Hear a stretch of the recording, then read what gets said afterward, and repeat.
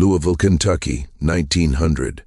The new century hummed with promise. Electric streetcars clattered down avenues, factories billowed smoke into the sky, and the distant echoes of ragtime piano spilled from open doors. In a modest, perpetually shaded wooden house on the outskirts of Jefferson County, a different sound defined the days, the soft, timid footsteps of a little girl. Her name was Cora, though it was rarely used.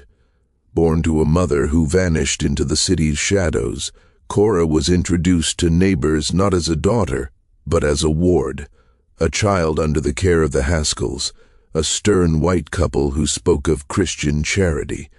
But charity here wore a cruel mask. From her earliest memories, Cora's world was the size of the Haskells' property. Her playground was the scuffed wooden floor of the kitchen and the small, dusty yard. While other children's laughter floated from the street, she was taught that the outside was dangerous, that she was dangerous to it. Mrs. Haskell's voice was a constant refrain. Good girls are seen and not heard. Useful girls don't gawk at the world. Cora's tiny hands were trained not for chalkboards or jump ropes, but for labor. At 5, she was polishing silver until her fingers ached, sorting laundry heavier than she was, and standing on a stool to stir steaming pots. Her education was in silence and obedience. She learned the specific creak of the fourth porch step, the warning rattle of Mr. Haskell's newspaper before his temper flared, and the exact pressure needed on the iron to avoid scorching a linen shirt. Her only window to the world was a crack in the sitting room shutter. Through it, she witnessed a universe in motion, black families in their Sunday best walking to the colored Methodist Episcopal Church on Walnut Street, horse-drawn carriages giving way to sputtering automobiles, the distant, colorful whirl of a street fair she could only dream of. The modern world was a silent film playing just beyond her reach, its soundtrack muffled by thick walls and thicker lies. Her childhood, a season meant for discovery, was stolen, replaced by a routine of servitude hidden behind the respectable veneer of care. But as the city's lights grew brighter, the shadows in the Haskell's house grew deeper. Cora's silent watching would soon turn into a longing so fierce it would threaten to crack her carefully constructed prison from the inside. As Cora grew, so did her isolation. Louisville's African-American community was building a vibrant world of its own. Central High School educated future teachers and leaders. Newspapers like the Louisville Leader championed black advancement, and social clubs buzzed with plans and pride. For Cora, these were not opportunities, but taunting ghosts. Every Sunday morning, the clear, resonant bells of the church called the faithful. For Cora, they were a countdown to dread. The Haskells would depart, leaving her with a list of chores to be completed before their return. As she scrubbed floors on her knees, she imagined the hymns, the communal amens, the feeling of belonging. Once, emboldened by a desperate loneliness, she had asked if she might attend a Sunday school. Mrs. Haskell's face had hardened. "Don't get ideas above your station, child. Your worship is in your work. Those people out there, they're different. They wouldn't understand you." The outside was systematically painted as a place of threat. She was told stories of black people arrested for vagrancy, for simply being on the street, of chain gangs and brutal work camps. The police, she was made to believe, were not protectors but kidnappers in uniform, waiting for a girl like her to step out of line. The fear was a cage more effective than any lock. Her world shrank to the rhythm of domestic tyranny, dawn to dusk, season after indistinguishable season. She heard the world modernize, the first radio broadcast from a neighbor's house, a marvel that made her drop a plate in wonder, but it only underscored her stagnation. While young women her age whispered about courting and dreams, Cora's conversations were with stains on fabric and ashes in the hearth. Adolescence, a time of forming one's identity, became for her a process of erasure, her sense of self buried under layers of imposed silence and servitude. Yet the human spirit is a stubborn root. Even in the darkest soil, it seeks light. A chance forbidden encounter with a kind-eyed delivery boy would plant a seed of dangerous doubt in Cora's heart. What if everything she'd been told was a lie? By her late teens, Cora was no longer a hidden child but a full-time, unpaid domestic engine. The 1910s bled into the roaring 20 Louisville boomed. Factories screamed for workers. The sounds of jazz from vibrant black nightclubs like the Top Hat Club seeped into the very bricks of the city. For Cora, the roar was the scream of the kettle, the hiss of the iron, the monotonous scrape of her brush on stone. Her labor was now that of a grown woman, managing entire household routines, cooking elaborate meals for Haskell family gatherings, maintaining the garden that provided their summer bounty.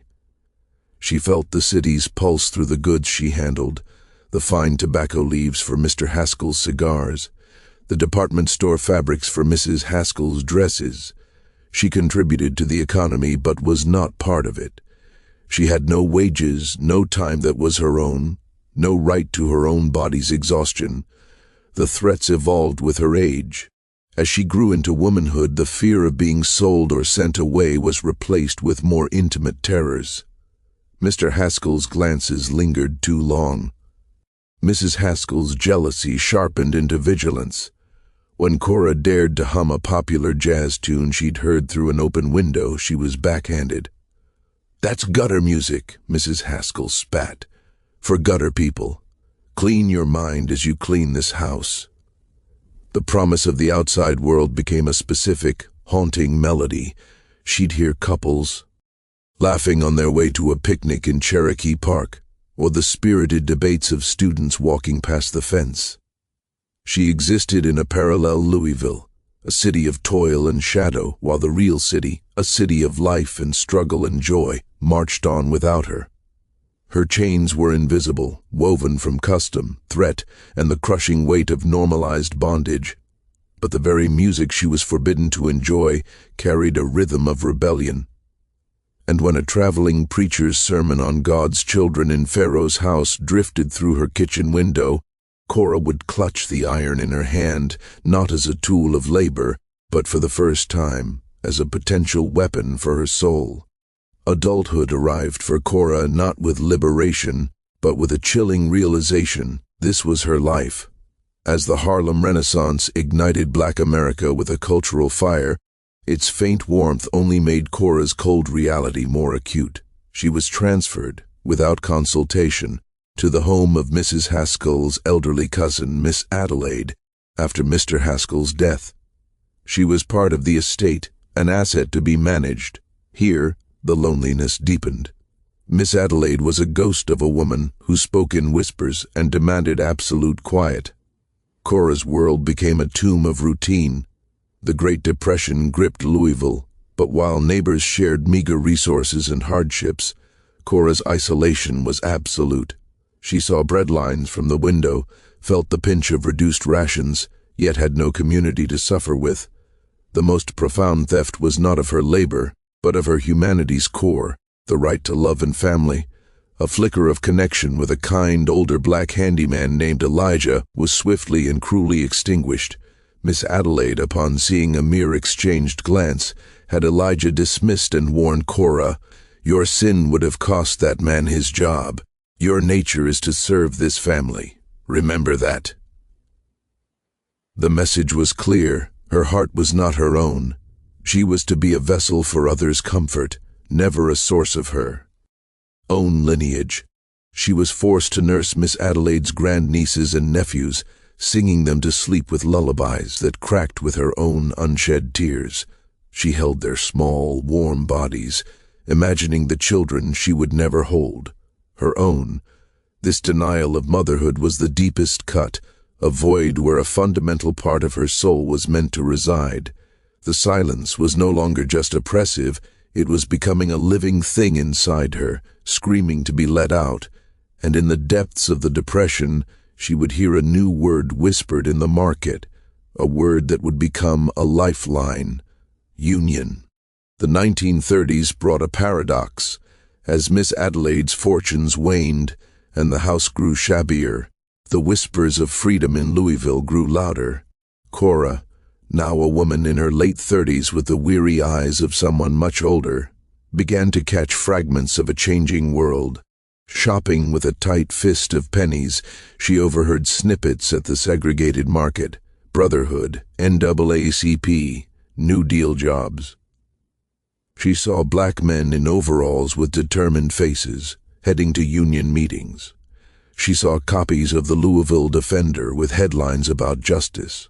The fear her captors had instilled began to duel with a new, terrifying feeling, hope. It was a frail, flickering thing, fed by the courageous tone of a radio preacher from Zion Baptist Church she secretly listened to while cleaning. Miss Adelaide, sensing a shift in Cora's quiet demeanor, doubled down on intimidation. They talk about rights, but they don't know their place. The law doesn't protect troublemakers, girl. It makes them disappear. But the spell was broken. Cora realized the threats were the same, just older and more desperate. The world outside was organizing, fighting, and naming the injustices she lived. A pivotal moment came from an unexpected act of kindness. A new, younger pastor from the nearby Colored Baptist Church, Reverend Daniels, came calling on Miss Adelaide for a charitable donation. His eyes, full of compassionate intelligence, met Cora's as she served tea. He saw the fear, the fatigue, the intelligence stifled behind it. He didn't speak to her then, but the next week, he coincidentally passed by the fence as she was gardening. The good book says, "You shall know the truth, and the truth shall set you free," he said quietly, not stopping his pace. "Remember that, sister." That verse became her secret mantra. The whispers were now a conversation in her own mind. Freedom was no longer a distant abstract concept. It was a truth that needed to be spoken. But speaking that truth meant risking the only world she'd ever known. As the 1940s dawned and war drums beat overseas, Cora faced her own internal war, a final, terrifying battle between a lifetime of fear and a single, desperate act of courage. The breaking point was not dramatic, but mundane, a profound failure of the body that finally mirrored the state of her spirit. Years of relentless labor and poor nutrition caught up with her. One morning in early 1940, washing windows, a wave of dizziness sent her crashing to the floor, the bucket of water soaking her. Miss Adelaide, instead of concern, clucked in irritation. "Get up. Carelessness is a sin." But Cora couldn't. A deep, unshakable exhaustion had finally immobilized her. The doctor summoned was dismissive, prescribing rest she would never be given. It was Reverend Daniels, making a charitable check-in, who found her pale and shivering by the hearth days later. This time he did not whisper. He looked Miss Adelaide in the eye and said, "This woman is unwell. She needs proper care and rest. As a child of God, she is entitled to it." An argument ensued, hushed and furious. For the first time, Cora watched her captor flustered, challenged. In that moment, the last chain of fear snapped. A week later, when Miss Adelaide left for an afternoon, Cora did the unimaginable. She walked out the front door, not running but walking, with the deliberate shaky steps of a newborn foal, toward the Zion Baptist Church. In the church basement, surrounded by Reverend Daniels and a small group of church elders, a teacher, a nurse, a union organizer, Cora spoke. Her voice was a dry rustle at first, then gained strength as the dam broke.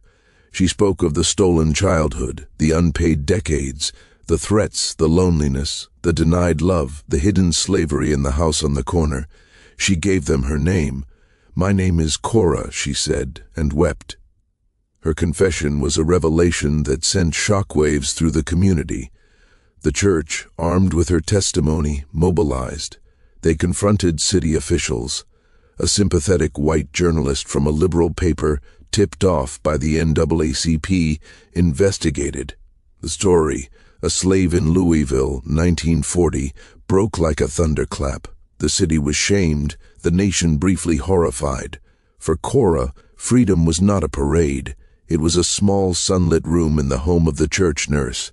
It was the ability to sit and do nothing, It was the profound novelty of a door she could open or close herself. She never got her lost years back, never had the family she longed for.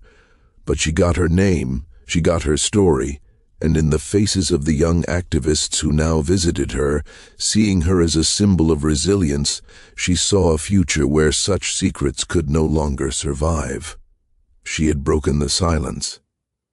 And in that broken silence, she finally found her voice, and with it, a fragile, hard-won peace. Thank you for joining us for this story of hidden chains and ultimate courage. Cora's tale reminds us that history is not just in the past. It lives in the silent struggles and resilient spirits of those overlooked by its pages. If you were moved by this story and want to ensure these vital, often untold narratives are never forgotten, please share this video and subscribe to Tales of Slavery. Your support helps us bring more of these crucial histories to light. Hit the bell icon so you don't miss our next journey into the past.